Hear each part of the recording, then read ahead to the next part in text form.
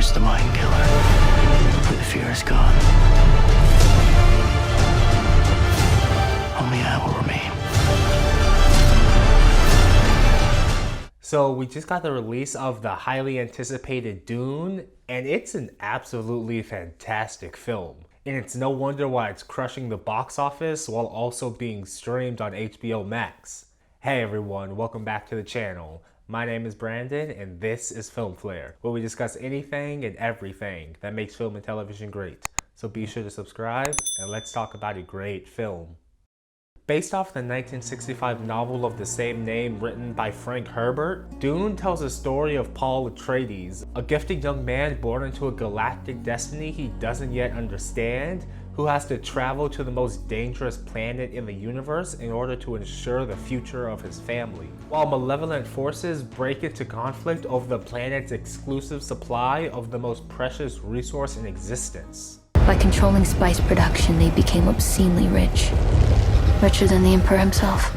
Now this is the third adaptation of that original story. We're all familiar with David Lynch's 1984 movie, but there was also a lesser known miniseries that aired on Sci-Fi in 2000.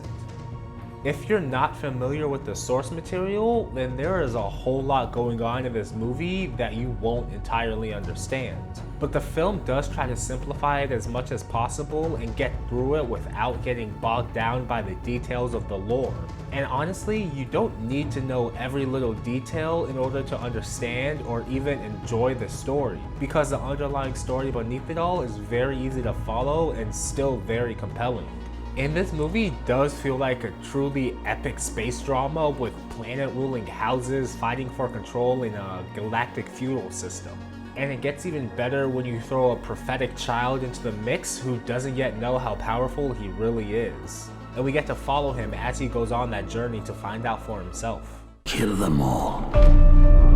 This is an extermination. They're picking my family off one by one. Speaking of which, Timothée Chalamet was excellent as the main character, Paul. In fact, there wasn't a single actor that felt out of place in this film. There were a couple that I wanted to see more of, but everyone was brilliant. From Oscar Isaac as Duke Atreides, to Rebecca Ferguson as Paul's mother hiding deep secrets from everybody, to Jason Momoa, who I really think deserved more screen time. Hey you, put on some muscle? I did? No. The cast was just amazing all around. So much so that there were some incredible actors who hardly spoke more than 2 sentences in this whole film. And everything else was just as stellar. The cinematography was out of this world incredible. There were some epic shots in the trailer, and of course I'm always worried that they just put the best shots there and the rest of the movie is left lacking, but the film itself just pulled out all the stops. There weren't too many over-the-top exciting moments in the film, as most of it felt really kind of quiet and a bit introspective, but every scene was nonetheless stunning. From the flooded world of Caladan to the desert planet of Arrakis, every shot was beautiful and borderline breathtaking. The costumes, wardrobe, and set design were also really good in their own rights, and all of the attention paid to even the small details showed just how much the director Denis Villeneuve really cared about doing the book justice. Now, like I said earlier, this is a bit of a slow-moving movie with a lot of the runtime being dedicated just to setting everything up, which is kind of necessary when you've got a story this big. But I like the fact that this movie didn't make its slow pace feel long. It's got a runtime of nearly 2.5 hours, but while you're watching it, you really can't tell. The time just sort of flies by. And the few action sequences we do get were placed and paced perfectly to break up the monotony and keep it all interesting. The director Denis says that the sequel will have less talking and more action.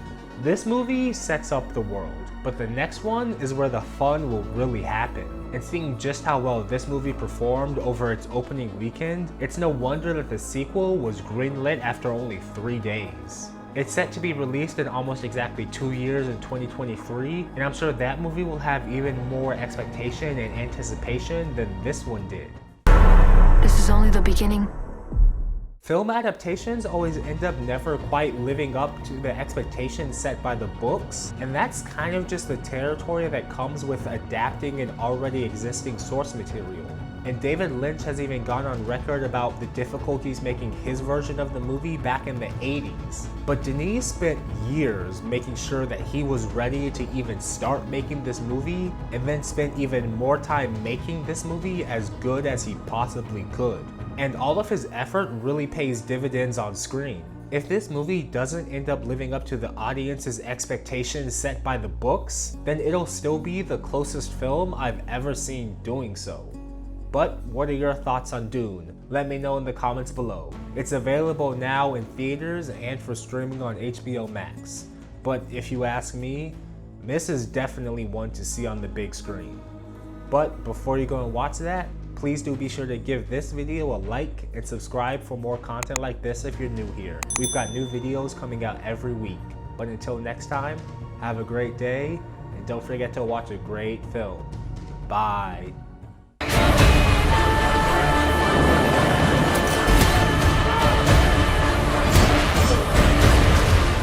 Only together can we stand a chance.